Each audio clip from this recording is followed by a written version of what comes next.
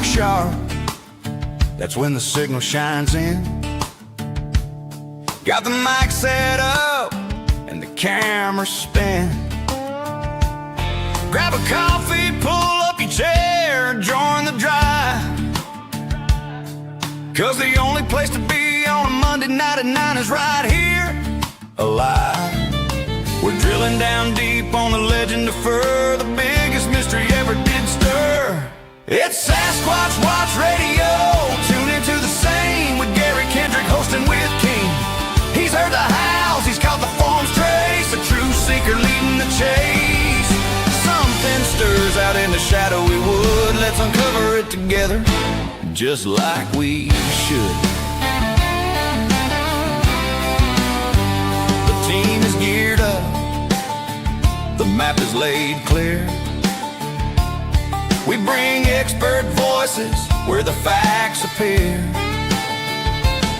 We feature top names on this digital plane, from Meldrum's big theories to Strange Rich Strain. With Lyle Blackburn and Scott Violet online, we chase the elusive one sighting at a time. It's Sasquatch Watch Radio. Tune into the screen with Gary Kendrick, host of the scene. He's heard the howls, he's seen the dark form, a true eyewitness leading the storm. Something is lurking out in the dark wood. Let's find it together, just like we should. We give you the legends, the truth laid raw, and a unique track for the tale of the law. So subscribe to the channel, heed the lead. We're planting knowledge, pulling up the weed. Yeah, Monday night, 9 Eastern, YouTube Live. Sasquatch Watch Radio, where the quest thrives.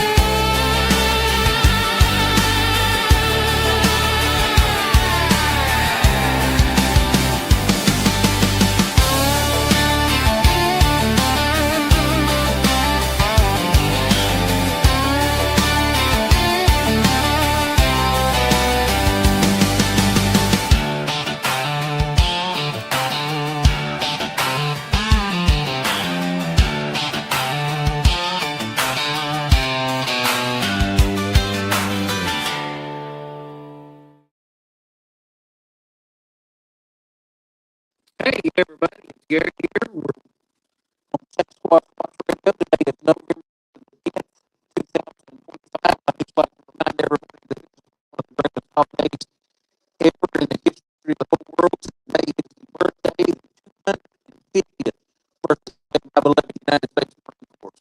5 Marines are listening tonight. Happy birthday, brother. We're really excited to show tonight. We get Mark Muncy on. Mark is an author, he's a researcher. Good guy. Or like I say, great guy. We're not getting your audio, Gary. You're breaking up real bad.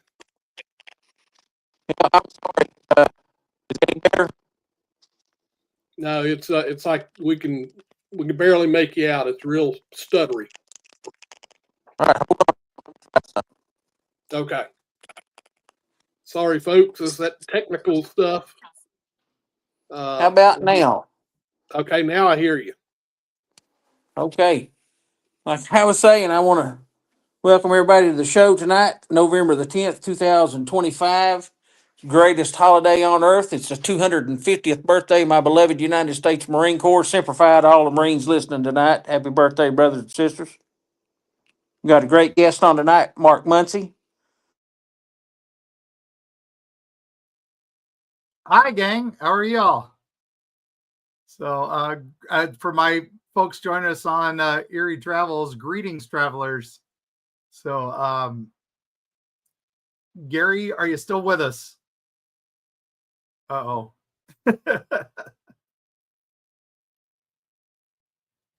Yeah, I think he's having a connection problem. I have a funny feeling. Hold on a minute, Gary. I see what's going on. Hold on. Uh-oh. Hold on just a second. In the meantime, gang, I'll just keep talking. No. Yeah, I think for some reason we can't unmute your mic Gary. I don't know what's going on. So if the mic isn't connected, you might have to log out and come back.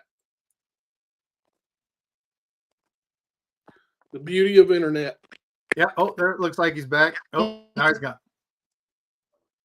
All right, I'm not going to be able to have any video of anything, but I can talk. Yep, That's we can all hear right. you That loud and works clear. great. Okay, sweet. Sweet. Sorry, guys. This is really, we're way back up West Virginia here. Yeah. This is my yearly hog hunt with my son and my father-in-law. We've had a wonderful time up here. We did really well this year. I think my Nice. hog probably 350, 400 pounds. Oh My my. son got about a 200-pound boar. But That's some good eating for a while. yeah, a long while. I'll probably have about 50 to 60 pounds of sausage this year. Well, Anyway, remind me to talk about Tate's Hell down in Florida at some point. That's a great folk tale about hogs. So, oh, well, we may ask about that here later on. all right. But anyway, just a little info on Mark. Mark's written several books: Eerie, Florida, Freaky Florida, Eerie Appalachia, Creepy Florida, and the Dark Side of the Smoky Mountains. And Appalachians and Smoky Mountains, that's places near and dear to my heart for a long time. But we'll get started here, Mark, if you can still hear me. I hear you just fine. Tell us about your first encounter with Sasquatch. Well, Sasquatch kind of came about tangentially. I grew up, a nerd in the 70s and 80s. So we weren't allowed to read Tolkien or anything fantasy and all that because we were in the buckle of the Bible Belt up there in South Charleston, West Virginia. And my weekends were on the Kentucky side over in Louisa, Kentucky, right on the West Virginia border. So we didn't talk about any of that stuff. We weren't allowed to talk about any of that stuff. But I was able to get into Bigfoot and Loch Ness Monster and all that because that was safe. That wasn't dangerous. I wasn't going to the devil as long as I read that stuff. And that led into ghosts and all that and folklore and history. But we had a holler monster on our land, a creature of myth and legend out there. And it wasn't a Bigfoot. It was one of those just crazy legendary beasts that had like the head of a man, the body of a cat, and a wooden leg. And it was called the bench leg, which, of course, sounds like something out of South Park. But it supposedly roamed that area. And I heard these stories my whole life. Every one of my family had a story about it or a story about Bigfoot. They didn't have, or a ghost story. They had those three, but they were all strong Bible believers and, swear on the Bible, wouldn't talk about aliens or anything like that. But one of those, everyone had one of the three. And so going out there, we went out in the woods every weekend, go hunting and camping and whatever. And one night I saw what I think was my crazy family creature that ran by. And so that was my encounter with that. That opened my eyes. I started spending more and more time listening to crazy stories and following these legends for people. I was like 9 years old, started this. And I started writing to ghost hunters and Bigfoot hunters all over the world. And some of them would write back. And so I'd correspond. And every once in a while, I'd get to go meet one of them. I got to go hang out with Ed and Lorraine Warren when I was 10 years old for a half day while they fed me cookies, the famous ghost hunters from the Conjuring movies, before they were famous. I didn't know who they were. I just knew they'd written a book or two and I wanted to talk to them. And back when you wrote letters. But all that said, it led to my first Bigfoot encounter, which I was with a team in, this was many, many years later. I was in my 40s at that point. I've been doing this for 3 decades. And I was in the Ocala National Forest with the Independent Sasquatch Research Team down there, led by Dave Sidoti. And he had taken us out there to go to a location that had a dual purpose for me. It was a Bigfoot area, but it also had a ghostly legend. And we went out to the Stewart homestead where there had been a family had been axe murdered by their grandson. But the story was when it first happened, supposedly the theory was before they realized it was the grandson, they thought a Bigfoot had done it. So Bigfoot was a suspect in this murder back in the 50s. And I had to go for the story. Well, we were on our way out there when we started hearing the whoop sound. And we were in the middle of nowhere, and it was just the three of us out there, and nobody really knew where we were going. So there couldn't be anybody else, triggering this. And they started calling back, and I was there just documenting. And that's when we saw something. It was dark. It was late. So Ocala National Forest, could be bears, but this thing was huge and on two legs and moving fast. I didn't get a clear look at it, but it was enough for me to go, okay, I've had my encounter now. Very interesting. Sorry, long way to go there, but I had to build up to it. No, that's a good first encounter for real. I'm kind of interested. There's always been an ongoing thing with every legend. I think there is a kernel of truth in it. I agree. That somebody has saw something, and they may have misidentified it. Oh, it was just like your local legend there. It had the face of a man and the body of a cat. And when you think about that, maybe it was a Bigfoot. And somebody just thought, "Oh man, it's hairy like a cat." Yeah, and running that's how they described it. Yeah, yeah, and that's not untypical. Bigfoot behavior too. No, yeah, So- it's that area, and that's the thing with these. I've learned, doing all these books and interviewing so many original witnesses and getting secondhand reports from police and newspapers and stuff like that, and digging into historical archives. And I've learned the more you find of a folklore legend, of some local lore, that's where you're also going to find your Bigfoot hunting spots, or your, or even like wampus cats and things like that. You start looking at that, you find ABCs, alien big cats. You find all kinds of stuff if you just follow the history, follow the folklore. Mm-hmm. Yeah, that's true. That's true. And my next question here, it kind of deals with your time in Florida and now your time in the Smoky Mountains. Yeah. Tell us a little bit about the Florida skunk ape and how it differs from Sasquatch that's seen, further north, like in the Smoky Mountains. Now, it's one of the big things you learn very quickly doing this is it's the same stuff, but in Florida it gets a stupid name. And that's just the rule. So it's, Sasquatch, Yeti, Bigfoot, Florida, skunk ape, or swamp ape. And but there are several distinctions. Florida is a huge state. People, I think, don't realize exactly how big it is. Down the Everglades, the skunk ape there that's the ones like Dave Shealy, who runs the skunk ape headquarters down there. The one he filmed in, I think it was 2008, was probably one of the coolest videos I've ever seen. This thing's running through the swamp, and it's clear. It's not in trees. It's not anything. And it's like a minute and a half of this thing running, way more than the Patterson Gimlin.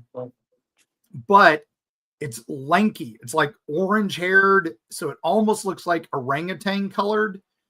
And it's motoring through a swamp, but it's thin.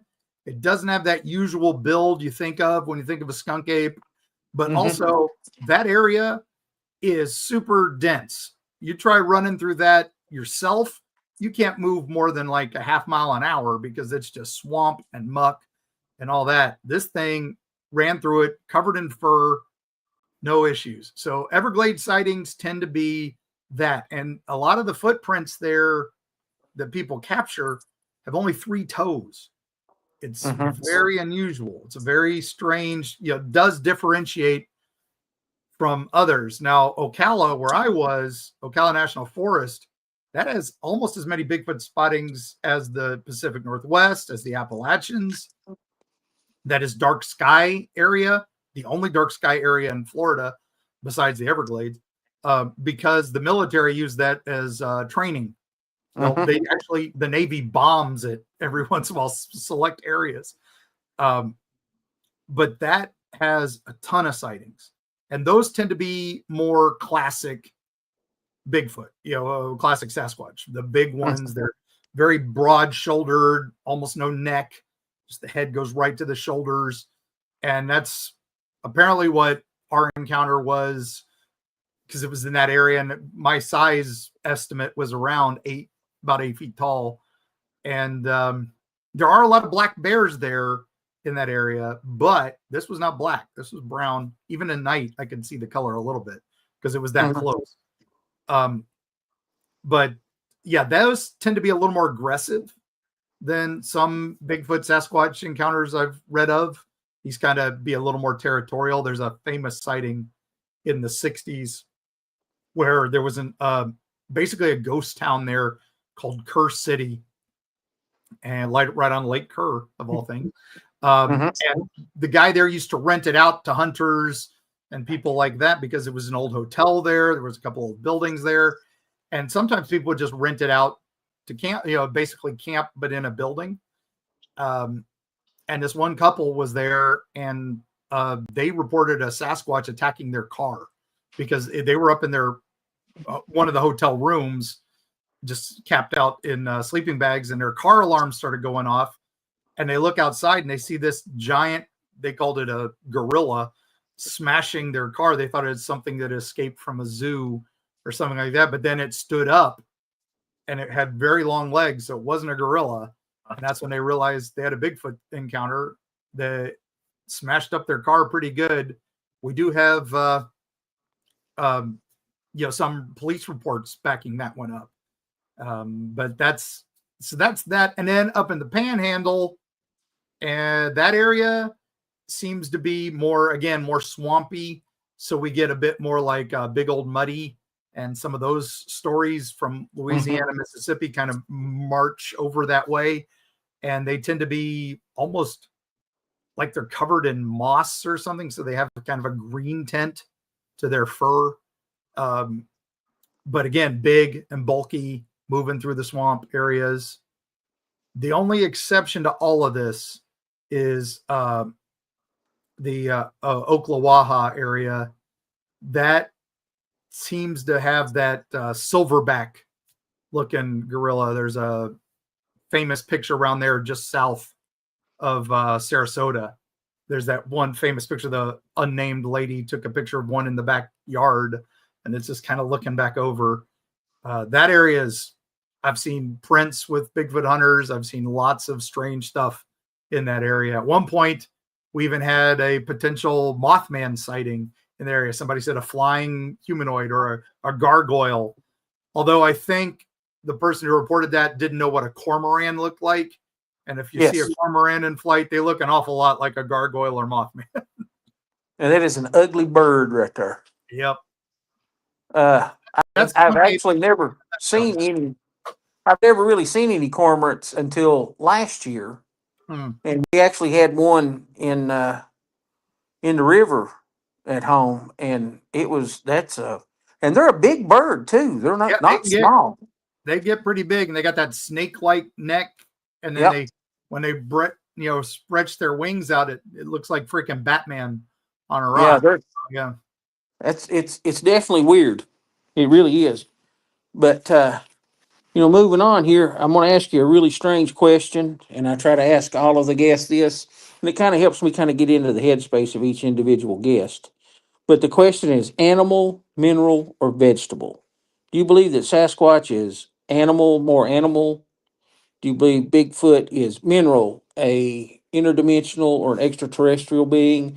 Or vegetable, do you feel that Bigfoot is spiritual, or do you think it has traits of all three or any combination of?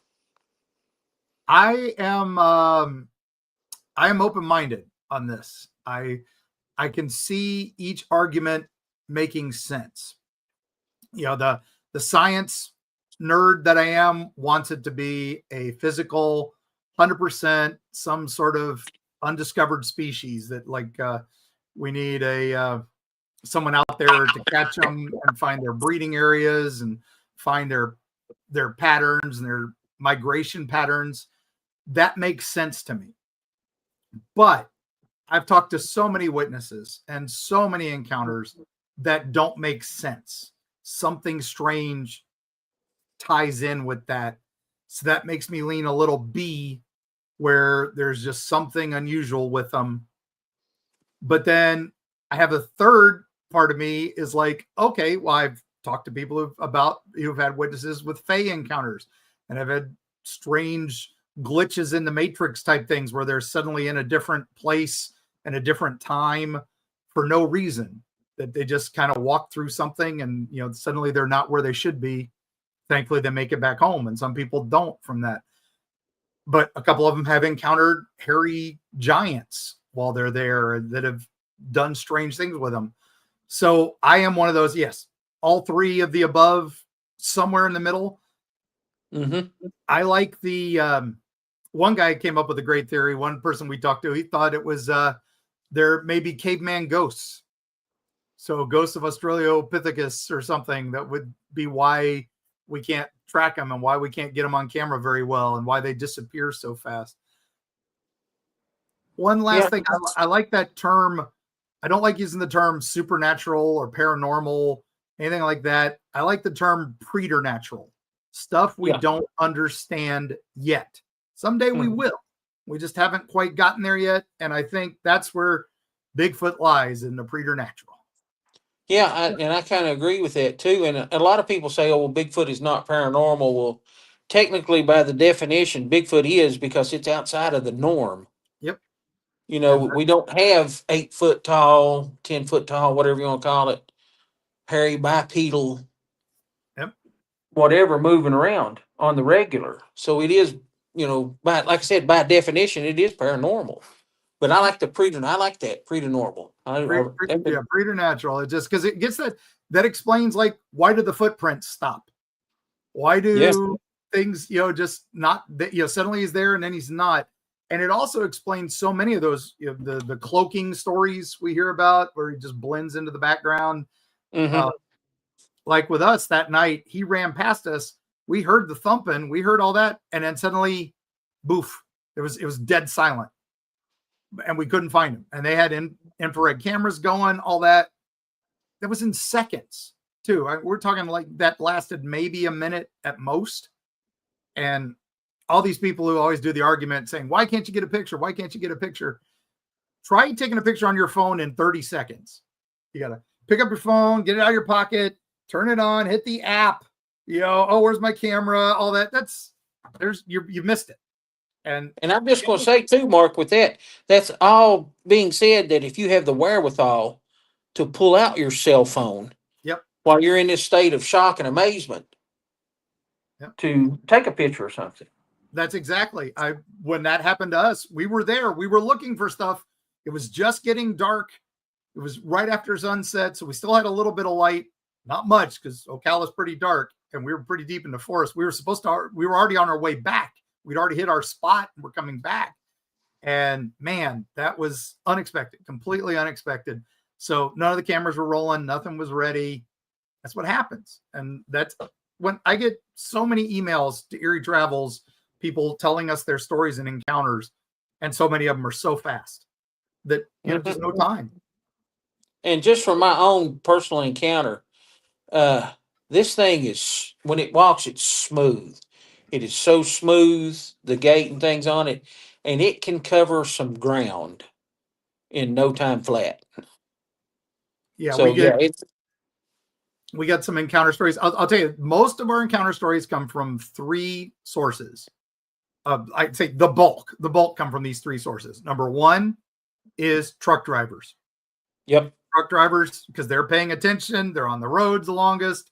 They're out the longest. They're not at home watching TV and playing on Instagram, but they see it, and it's 3 steps across the road. Big highway, 3 steps. That's how fast these things are. And then the second one is train conductors. I get so many from train conductors because they're out in the middle of nowhere. They see these things. They all know they exist. That's why they all listen to shows like you and me. That's what they do.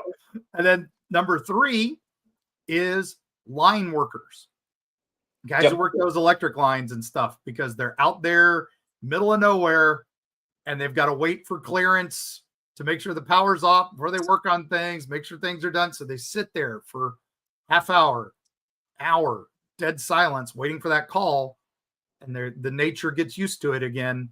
And suddenly things start moving. And that's when these things show up.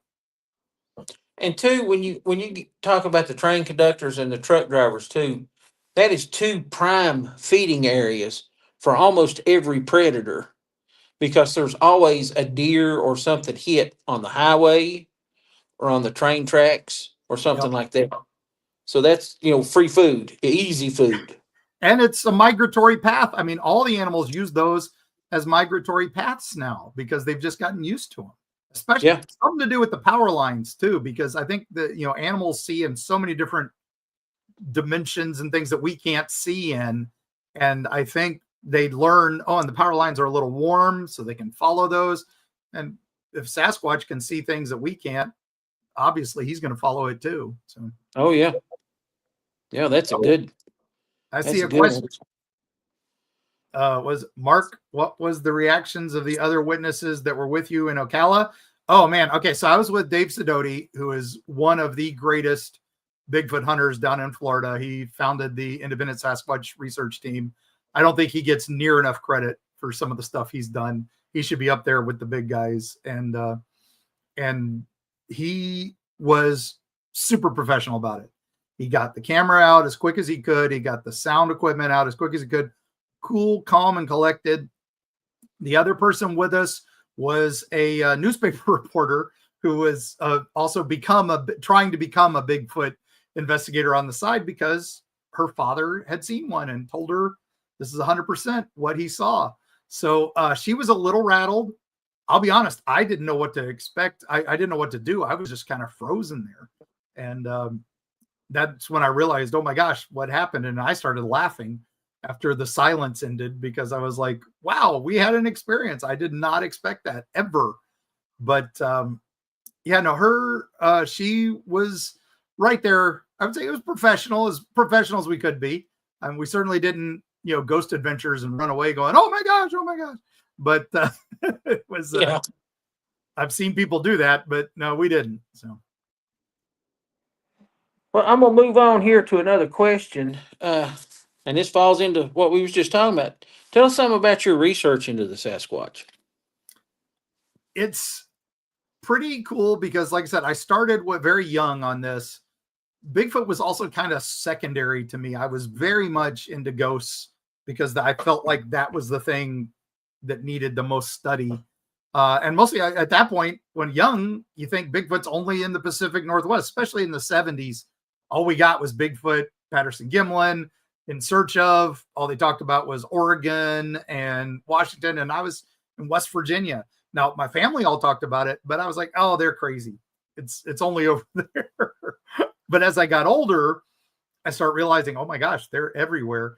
And then once you start really digging into archives, you find, especially when you start looking up those keywords before Bigfoot, when you look up wild man or hairy man or other things like that, you start really seeing, oh my gosh, there have been sightings of this 100 years, maybe more.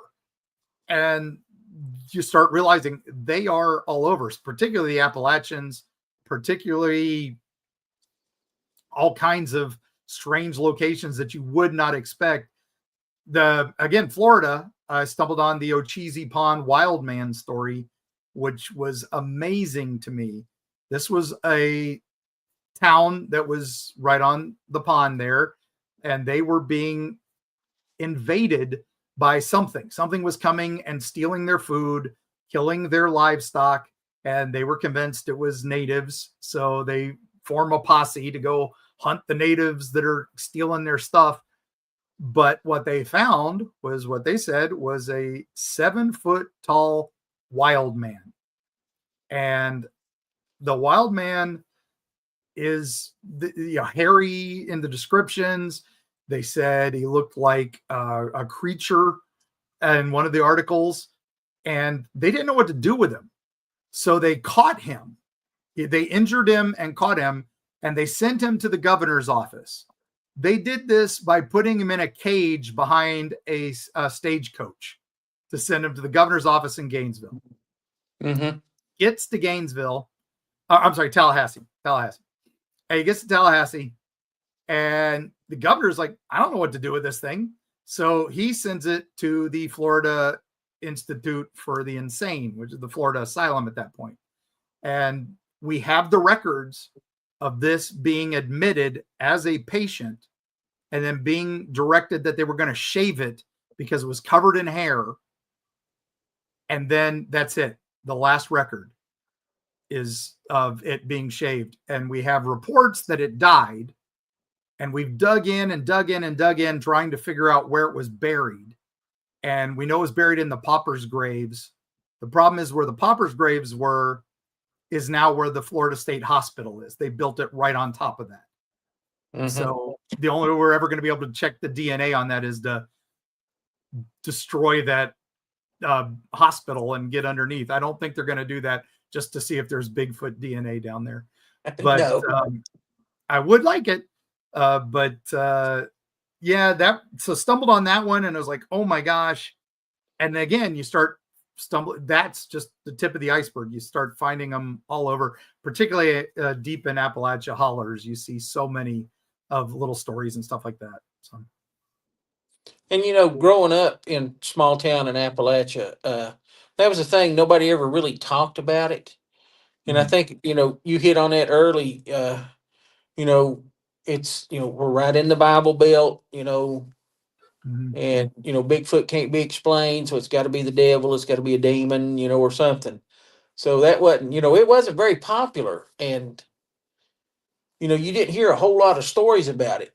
But, you know, now things are a little bit different and you hear a lot more people coming forward.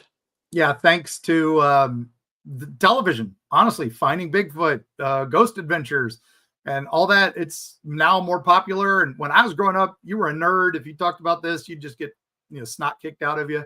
And now you can talk about it and people don't think you're crazy anymore.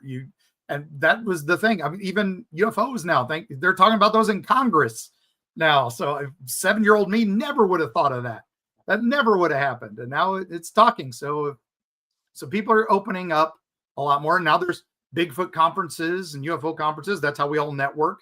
And when we're there, people come up to you and say, hey, I've got a story. And we're like, thank you. And then podcasts and YouTube, even more. And so now it's everywhere. We're all storytellers now. We're all telling these stories. We're all concentrating on it. I saw a question. Somebody said, you know, how do you research something where there's no hard proof? And said that it's like investigating invisible people. It does sound crazy, but like I said, I go into it from the history and folklore. So if nothing else, I'm documenting stories. I'm documenting folklore. I'm documenting history. But if you put that stuff in to a BFRO database or the ECBRO or Independent Sasquatch Team stuff, you start putting those in databases, you realize where these folktales are also where there's sightings. And where there's smoke, there's probably fire. Something is there that we don't understand. And that's what I do. That's how I do it. And I'm just going to hop in there and say that too. You know, every time there's some kind of thing, oh, there's a circus train and, you know, the gorillas escaped. And children, there's not that many circus trains rolling out there. I'm just going to tell you. I was going to say, if I had a nickel for every time that some story says a circus train escaped or a genetic experiment or a cursed witch, man, if I had that for every circus, though, no circus would have any animals because they all escaped apparently. Yeah, and I mean there is and that's another thing too. There is a grain of truth, and I don't remember exactly where it was at, but there was a circus train wreck, and there were some gorillas that escaped. There are a few of the 1915 famous one in Georgia, just outside of Atlanta on the way to Macon. They were heading to Alabama and they hit a passenger train, didn't get the message to wait for the circus train. Circus train collided and it was terrible. The caboose from the circus train went right into the engine and everything in the middle got crushed. But a couple animals escaped. But but most of the people got crushed. That was pretty terrible. But that's the only one I really know a lot about. But train wrecks were pretty common, but I still don't think that many animals escaped. Yeah, no, not that many. Not that many. Well, Mark, I asked you earlier what type of music that you liked, and you said you liked anything spooky. And Yeah. if I can get the music tuned up, we've made a song for you. Oh no. Oh no.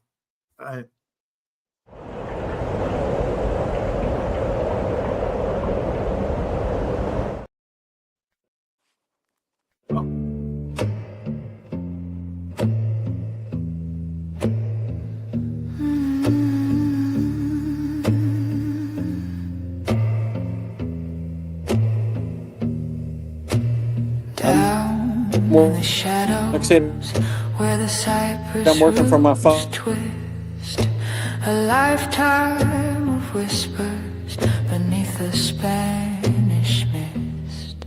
3 decades spent chasing what the scientists shun, the tales of the hidden, the strange things they've done.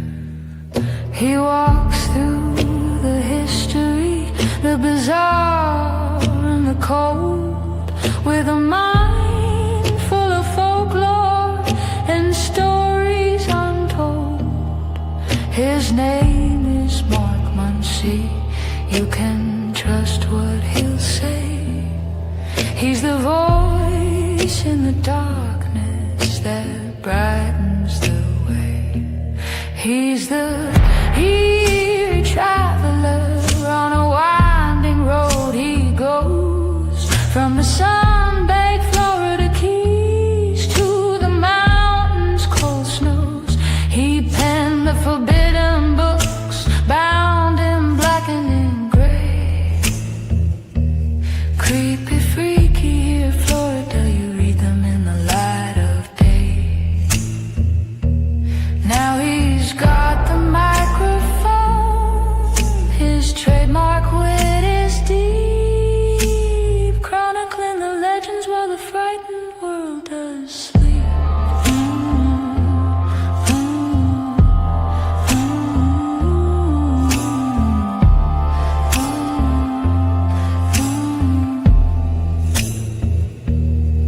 Hear the scrape and the snort from the swampland so wide.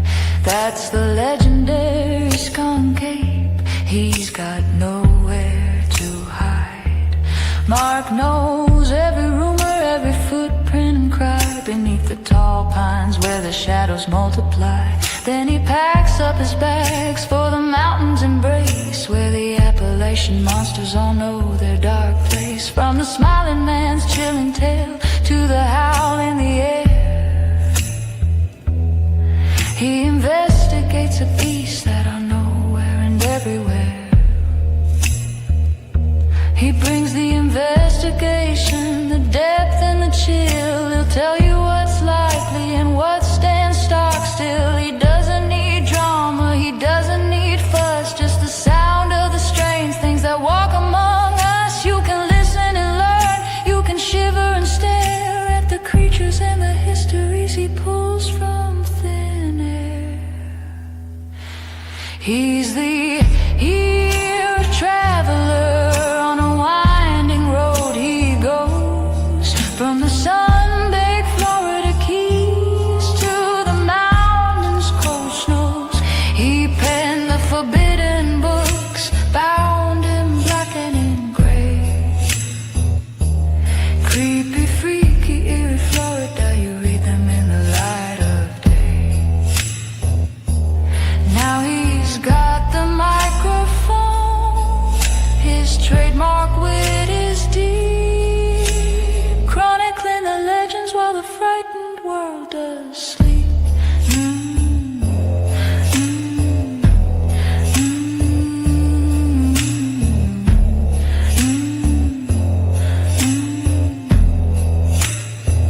So put on the podcast and pull the curtains tight. Mark Muncy is here to walk you through the night. The bizarre history's calling.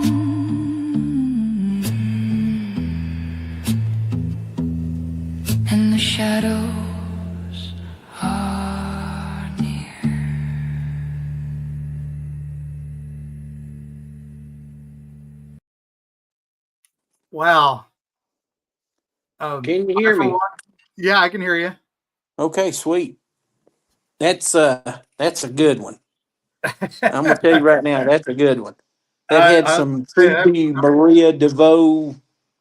yeah. Yeah, as if Eerie Travels doesn't have a theme song yet, I think it may now. We got the wonderful Destiny Beard. She does. I ran a haunted house for about 2 decades down in Florida, haunted attractions. How I kept collecting stories while I was still being a dad. But that's I had Destiny Beard did the music for that, and she does the music for our show, which is she's amazing, and that sounds like she could cover that pretty well.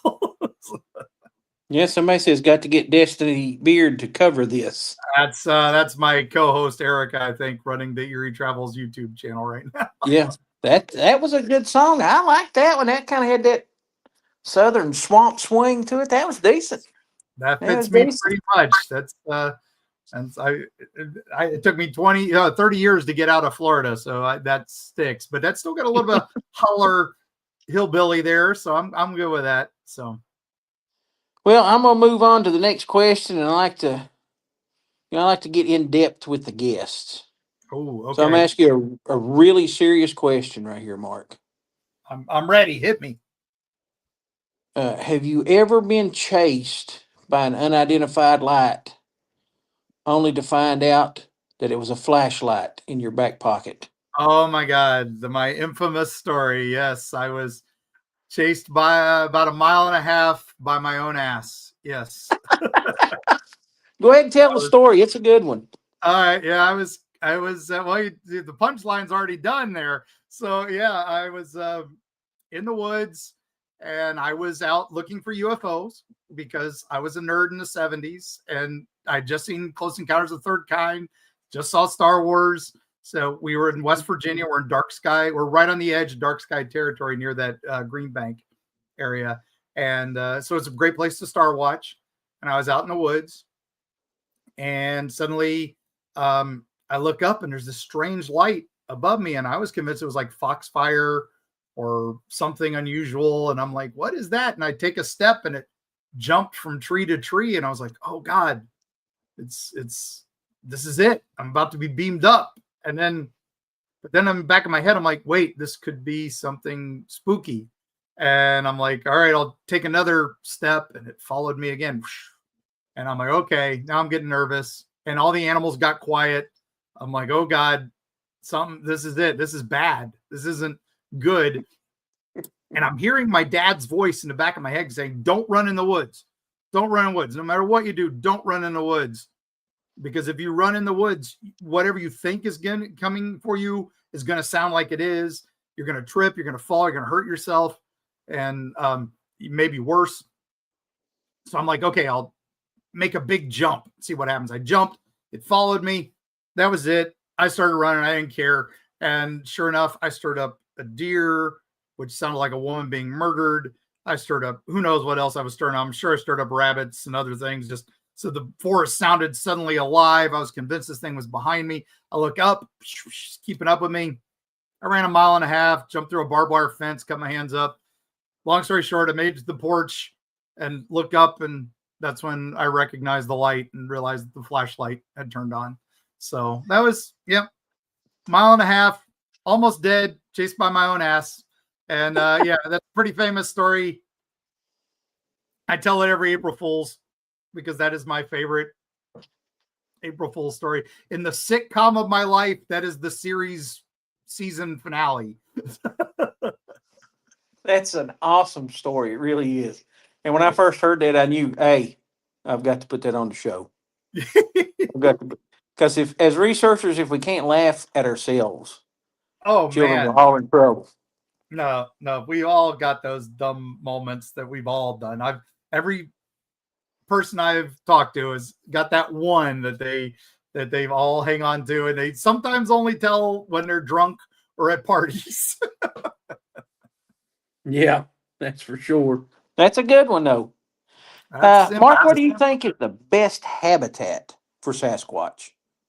Oh gosh, well, it's definitely forest, and it could be any forest, but it does seem to be the more temperate and tropical. So, that seems to be prime area. Mostly that because look at the area around Point Pleasant, which, Mothman area.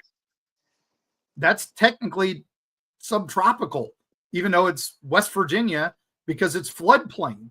And then they built the walls up to block it. So that forest in that area has got properties of some rainforest stuff. And it's unusual. Here in the Smokies, we've got all the smoke that comes from the plants that they create this strange vegetation.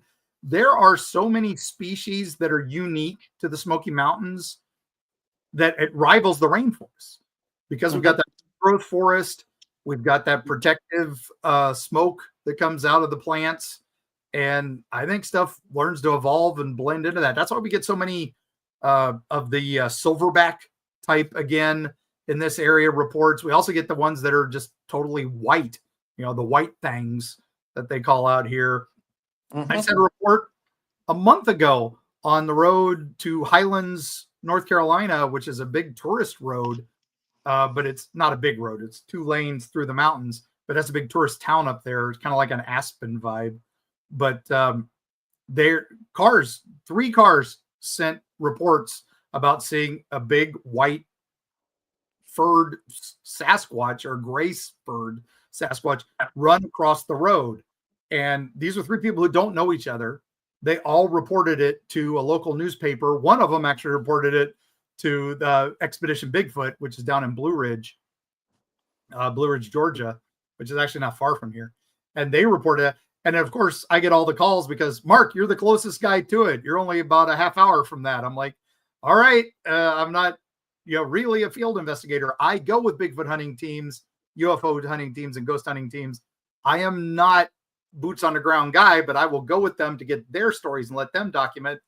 But this one I had to kind of organize myself, and I was able to get North Carolina Investigates, NCI. Those guys are great. Tim Dills and his team, they're amazing. And they got out there and did the full scale, but it is mountain like that. There is no real easy way to hunt that or walk that. And, but they did their best. And they got some evidence. We'll see what happens with it. A couple prints and maybe a fur sample, but who knows? It's probably bear. There are a lot of bears up here. Oh yeah. Oh yeah. See, Tasmanian tiger, the thylacine, Macallan-Mbembe. Yeah, those are they are cryptids because they were and maybe still are, but we haven't seen them in a while. The Tasmanian tiger, everybody's convinced it's extinct, but there have been recent sightings of something very similar, maybe a thylacine or something like that. Maybe it's a throwback that something evolved weird, something like that. Macallan-Mbembe, which is very much a Nessie type creature in Africa, and that kind of stuff. That could easily be something out there that they're in areas that we can't study and areas we can't get to easily. Look at Jane Goodall. Before she passed away, she took, how many years did she look for the gorillas before she found them? A long time. People don't realize that. And they had stories, again, folklore tales that these things were there. She started researching it, started realizing they were in a certain area. And it even took her years to figure out exactly where it met. And that's the kind of stuff. Sorry, gang, the Bigfoot shows ain't going to find it because every week you hear them. Oh, all right, next week we'll be here. Next week we'll be there. They stay for about 2 or 3 weeks in an area to get the footage. If you're studying a place, you want to stay there for years. We moved here to the Smoky Mountains because this is a deep dive area. I don't plan on leaving here much for the next few years because we are exploring with locals. Plus, I am a little more local up here I can get back down to Florida. It's only about 8 hours, but I can also get up north in about 8 hours. I can get all the way up to Hocking Hills in 8 hours. I can get through West Virginia in 5. And so it's a lot more local up here than where I was down in Tampa Bay. It was 8 hours just to get out of Florida. So, yeah. Oh yeah. Mark, do you feel that the Sasquatch legends will be proven in your lifetime? And what do you think will it take to prove that Sasquatch is real? I would like to think so. I think we are getting close to disclosure on UFOs. I think we're getting close to disclosure on ghosts. I think we're getting close to disclosure on Bigfoot. And the reason I think that is because it's not taboo anymore. Plus, we have the internet. We no longer are crazy Uncle Joe had a Bigfoot story where he saw a Bigfoot on the Ohio in 1960 on a highway, and Joe is crazy. You put Joe's entry into a database, and suddenly you look Ohio, 1968, this road, 7 other sightings. Joe ain't crazy no more. And that's what we're all discovering. You see it on Finding. As bad as the TV shows are for not representing reality, they are opening eyes and letting people know it's okay to talk about this stuff. So just remember, that's entertainment, television. I've been a couple of the shows myself. I'm on 1.5 minutes on Ancient Aliens, and I'm about 1.5 minutes on a Finding Bigfoot, and I'm about a half hour of the Robert the Doll documentary, where they edit your stuff and they make you say some things that you probably didn't say exactly right, and they'll use that to their advantage for television. But that said, it brings people out. So I hope that it will be within my lifetime. I'm not certain, but because it's been 3 decades since the 70s when UFOs were hot then, and then they disappeared, and now they're back.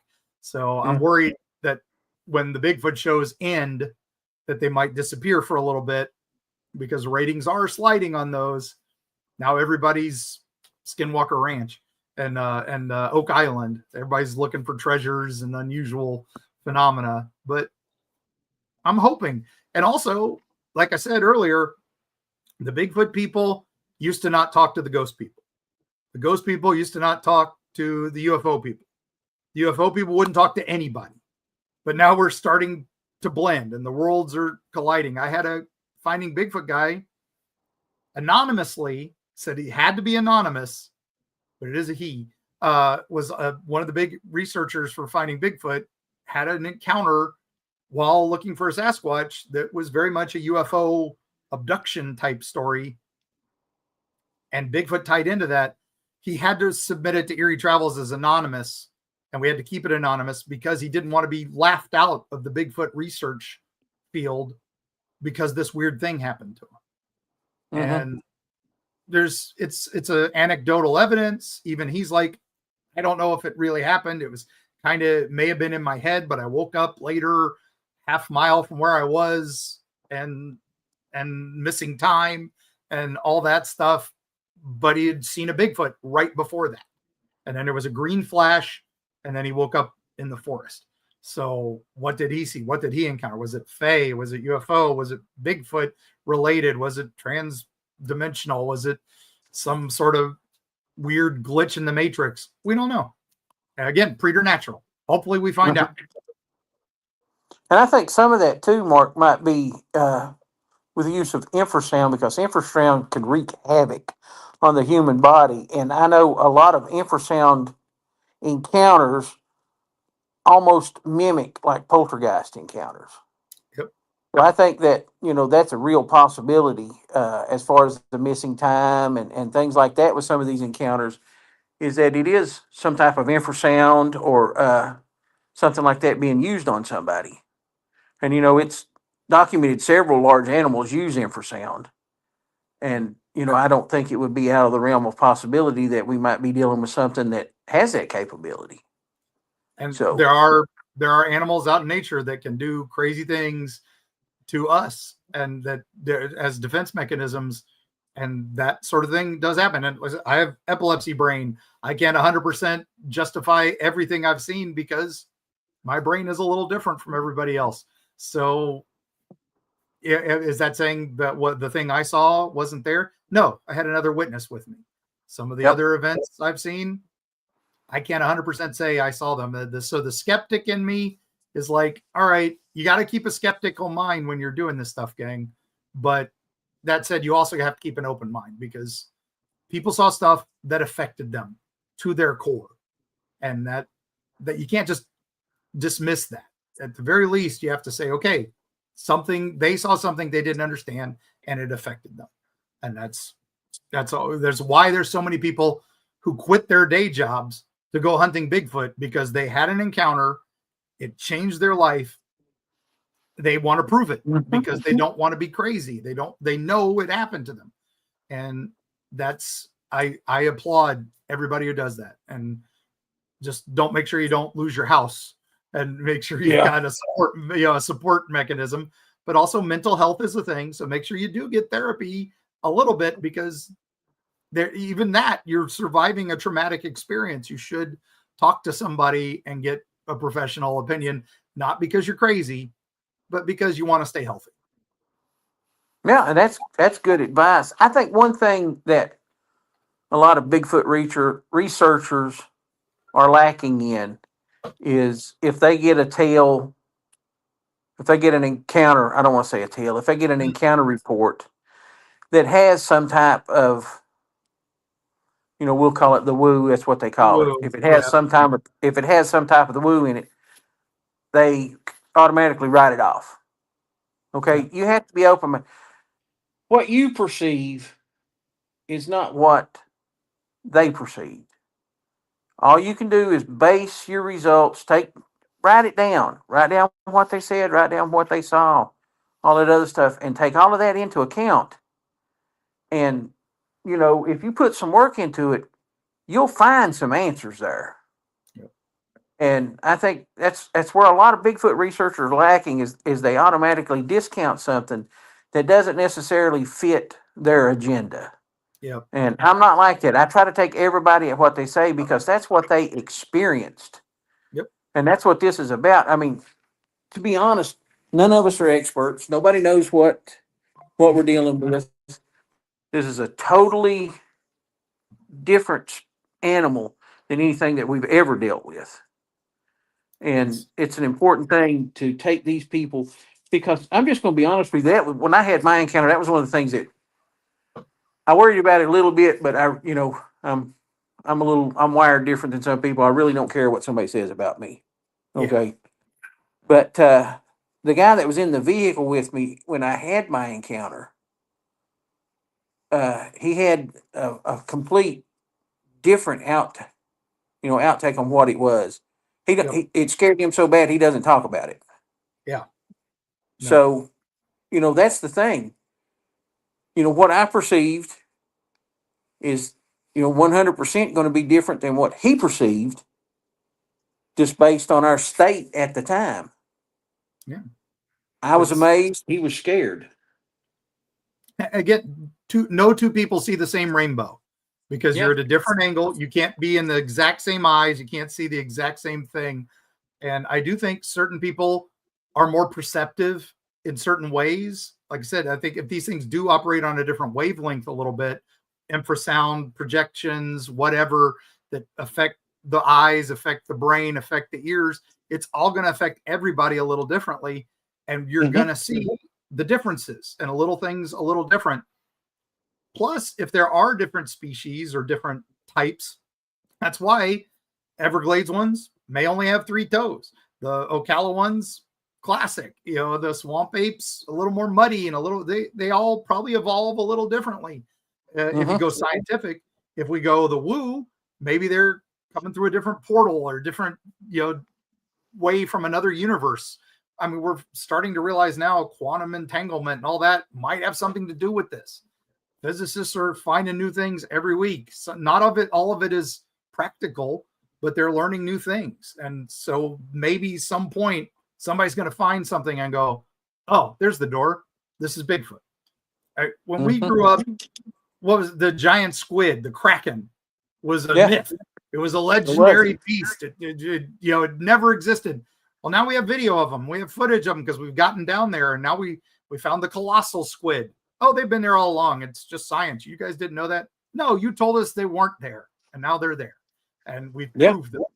And now there's even the giant colossal. They haven't really seen, but they've seen markings of them. So again, disclosure is coming, but that's how they do it. They make it sound, oh, we've been saying this all along.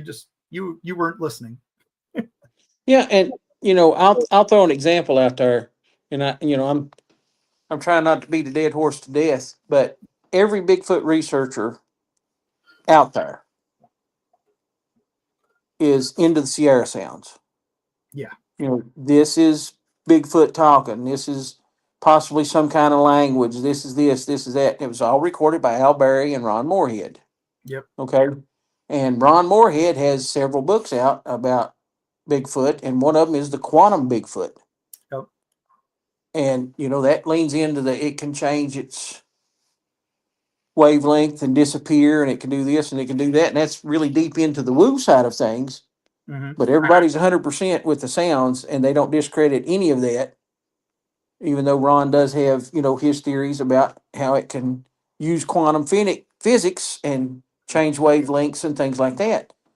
And, you know, like I said, I really do think it's a shame that a lot of accounts get discredited. Yeah. And Sierra Sounds, I have theories on that myself, because I've listened to them quite a bit, because that's what you do when you're researching and documenting. You got to listen to it all. You got to experience it all as best you can. And that's what you do. And so Sierra Sounds, I've got theories on it. I'm not 100% certain that it's Sasquatch talking. I think it's something, again, we don't understand. It's something unusual.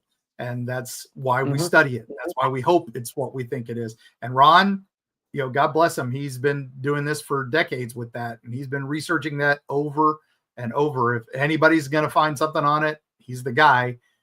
And here's hoping. But he really needs to release those other tapes he says he's got. That's my only problem with Ron's, is that he says he's got hours and hours that he hasn't released that even make it more real. I'm like, why haven't you released them? And I understand a little bit. When he first released them, he got no credit, and some people claimed it took some money, and he felt like he should have got some of that. But then at some point, you have to just say the research is what matters, and that's my only issue with the Sierra Sounds. Yeah, and with that being said, with the Sierra Sounds too, I've talked to Ron Moorhead a few times, and we actually had him on the show a while back. I actually think, and I'm going to lean back into some of my Native ancestry here a little bit, that Native Americans said that Sasquatch was a mimic, and it could mimic all of the sounds of the other animals in the forest. And, you know, we've all heard something that just wasn't right. You know, mine was an owl. I heard an owl that was, if that's an owl, that was a 300-pound owl. That thing was huge. But the hoot didn't sound right. It was too deep, and it was too loud. So that wasn't right. And, well, I kind of lost my train of thought there. But, you know, getting into it, in the Sierra Sounds, there's one point in the Sierra Sounds where I think, you know, from listening to them, like you, I've listened to them a lot. Yeah. Sometimes, you know, my wife comes in there and she's, would you cut that stuff off? You're killing me. Yeah. But at one point, it almost sounds like you can hear one of the Sasquatch say, "What the F?" Yeah. Yeah. And that's one of those great moments. Yeah, and that's one of the things that I say. I think it's trying to mimic what it's heard those guys in the camp say, because that's a deer camp, an elk camp, whatever it was up there. And you're up there hunting, and these guys are, you know, this is in the 70s. You know, these guys are out living it up. They're hunting, they're having their best life, whatever, and they're being men around other men, you know, and that type of language is going to get thrown around, you know. Oh, yeah, 100%. And that's, you listen to any, you know, when you're trying to absorb a culture and you're trying to learn a language, the first words you learn are the curse words. Yeah. Yeah. 100%.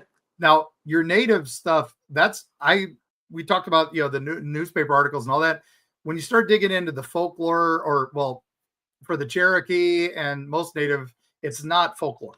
It's not legends or myth. That is nature. This is the way it was. This is their history. And they had, here in the Smokies, we have Juwakula from the Cherokee, or Judakula as the the settlers called it. He was the slant-eyed giant that patrolled this area and set boundaries, hunting boundaries and stuff. And he left from his mountain in the Devil's Courthouse, because the settlers, of course, he's the devil to the settlers. It's always a boojum or a booger or the devil. And he would leap down and his hand would hit the ground, and he had 6 fingers on his hand, and he would hit the ground, and then he would growl at you and tell you that you were in the wrong place at the wrong time, buddy. And, or you're hunting deer at the wrong season. And there's a famous rock with all these petroglyphs, Judiculla rock. And it has supposedly him setting the boundaries, and it's got his handprint right on it. And if you go touch that, or see that rock, it's a soapstone, so you shouldn't touch it. But if you go see that rock, it's near Coe, North Carolina. That handprint is huge, and it's definitely something unusual. But that showed that they followed the wild men. There's stories of like the Boojum, which is a wild man that was in love with a Cherokee princess, and he gave her gems that he stole from the miners, or may have given them moonshine or got them drunk. It's a settler story, so it always goes crazy. But again, folklore, you follow that folklore, Judiculla and the Boojum, and they've got white hair, silver back. What are the Bigfoot sightings in this area? White things, silverbacks, gray skin, smoke monsters, because they blend with the Smokies. And it's those same stories. The folklore was there long before, the Cherokee history was there. Of course, they're in this area. So, and again, unusual area. We've got gems everywhere in the Smokies. We're on geodes. Half our houses are built on giant geodes. We don't know how that affects the natural world. We barely understand that some of these things conduct electricity in ways we never imagined, let alone other energies. Infrasound onto a geode of quartz, what's that going to do? That's going to affect everything around the area. So, and that's interesting. Dark side. And the Cherokee had 2 different kinds of Sasquatch. Yes. One was the Sukaloo, which was the slope-eyed giants, and Judiculla was Sukaloo, the slope-eyed giants. And the other, if I'm not mistaken, and I'm going to try to get the Cherokee word right, the Nunaway. Yeah, the Ninaway. Which was, they were a predatory Bigfoot that actually preyed on Indians. And when I first started researching that, it was oddly specific, because they said that they would kill the Indians and take their brain and their liver. Everything just so happens in a human body, that is the 2 most nutrient dense and fatty organs in the human body, is a human liver and their brain, which is exactly what wild animals go for, which is the most nutrient rich and fatty organs. Yeah. So the Ninaway are kind of like, for us, angels, that there are good ones and then there are the fallen ones. And the Ninaway will be good and trade with them and guard them, but then they get infiltrated by the bad ones, the ones that are the fallen, the dark ones. And the key in the Cherokee was the eyes. If they had the yellow eyes, they were good. If they had the red eyes, they were bad. And, and that's the only way you could tell them apart. But that's why they would give the good ones, they would give medicine bags so that they could walk in and out of they traded with them. They talked with them. They said they actually learned some Cherokee. Yeah. They would teach them how to hunt, teach them where to fish, teach them how not to overfish and how not to overhunt. Again, boundaries. That's where, Judiculla comes in. He was a very specific one. He was supposed to be the alpha, the biggest of the big. He was supposed to be 12 feet tall, where the others were around 8 or 9 feet. And if I'm not mistaken, didn't he carry a cane too? Judiculla had a stone cane that he would carry. He had a stone staff or a womp, and again the settlers called it a whoop-ass stick. That's I love cryptids with weapons. That's one of my favorite subcultures that I love. I love the Dogman of Defiance because he's got a freaking club, stuff like that. But, man, it's amazing stuff to research. And you fall into these rabbit holes and you start going down. And the Cherokee, when we were writing the new book, I made sure 100% we had a Cherokee storyteller, a Cherokee elder, check everything we did on the Cherokee stuff. We had a Choctaw guy and even an Apache look into this. My Florida books all had Seminole elders that research. I would check with everything I wrote and said, "Hey, am I getting this right?" And a couple times, nope, that's a bogus story. That's a settler version, and that's why you gotta take these. Don't just take the story. You have to get the source. You have to go back. And again, culture is important. So you got to get the original culture too, whether you like it or not. And two, if you're interested in Cherokee culture, especially because I'm a quarter Cherokee on my mother's side, and I'm a quarter Cherokee and Shawnee mixed on my father's side. Nice. And we've got just enough Scottish and Scotch Irish mixed in to keep, the scientists and stuff away from us. But anyway, if you're interested in Cherokee culture, there's a really good book out there. It's called Cherokee Myths and Legend. It was written by James Mooney. And he only spoke to the older Cherokee and took down their stories. It's a really good book. It's a really thick book, but it's getting hard to find right now. I think I have it in my library here, but it's kind of buried. I have a couple other native books right there, but yeah, I think I have that one. But you have to be careful with that one. It weighs about 4 pounds. Yeah. I've got a couple that I could use as a Bigfoot deterrent if one came at me and I wasn't ready for it. Maybe I might even got one that might even handle a dog man, but I'm not sure. It's my Oxford Latin book that I can hit them with. But it is really interesting. Not only is Bigfoot a North America thing, Bigfoot's also a global thing. And with that being said, I'll stick to North America because that's what I'm used to. But every native tribe in North America has a name for it. Yep. And in most native cultures, you didn't name things that weren't real. Right. They only named real things. And they come up with names for things that was brought, after, whatever you want to call it, settlement, colonization, whatever you want to call it. That's like the Cherokee that wrote the Cherokee syllabus. His name was Sequoia. Mm-hmm. And that translates out into pig track because Sequoia had a crippled foot. And Sequoia is the Cherokee word for hog, which they had never seen until the Europeans came in. Right. So it was something that they saw and they gave it a name. And that's, we've got, when you're doing this research and you start hitting the whole stuff all over the world, you realize even like the Muncy Bushmen, before they went extinct, they had words for vampire, dragon, and Bigfoot or Yeti or abominable snowman, whatever you wanted to call them. Almost everywhere on the planet, those three, and then fourth is ghost, and fifth is UFO, and then water. That's 6.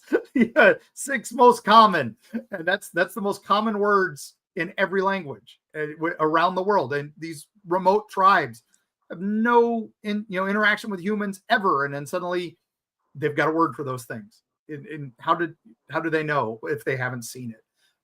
Yeah, and too, with it like being a global phenomenon, like my ex-wife's uncle, who was a hardcore Marine, and I mean a hardcore Marine, over 30 years of service, ribbons and medals. We call it chest salad. He had enough chest salad that he couldn't wear it all at one time. Okay. Yeah. The case that holds which he's passed now, God rest his soul, but with if there was a case that had all of his awards in it, it would probably weigh 30, 40 pounds. He was just a hardcore dude. And he told me a rock ape story.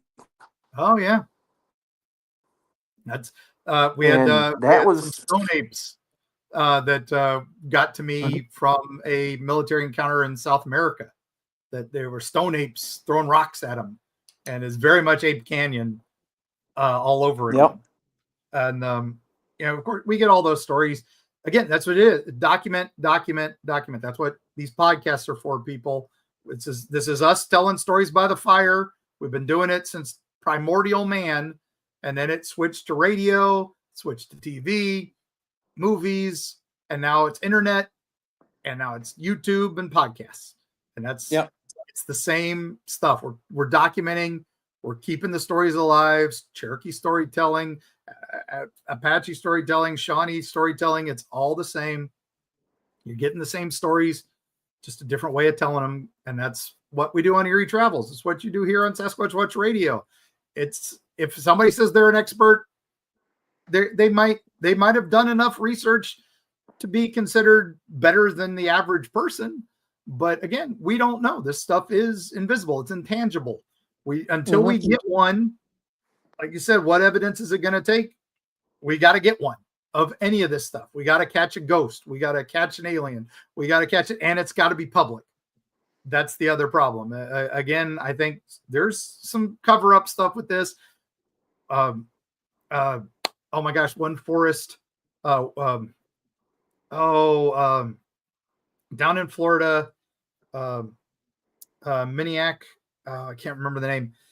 It's getting late. My brain is dying. But there was people saw some prints in the middle of nowhere. They reported them.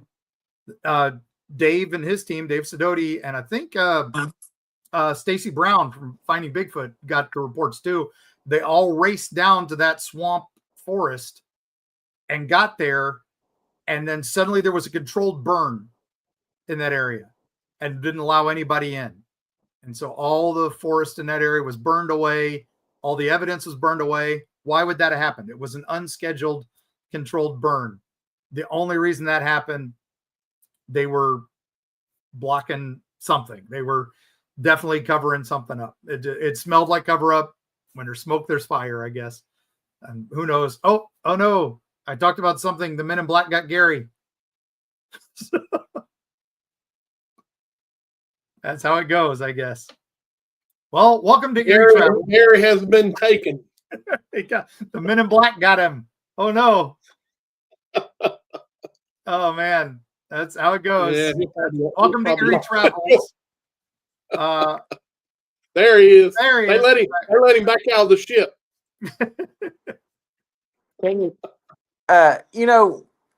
All of this stuff, it all leads to a centralized point, I think.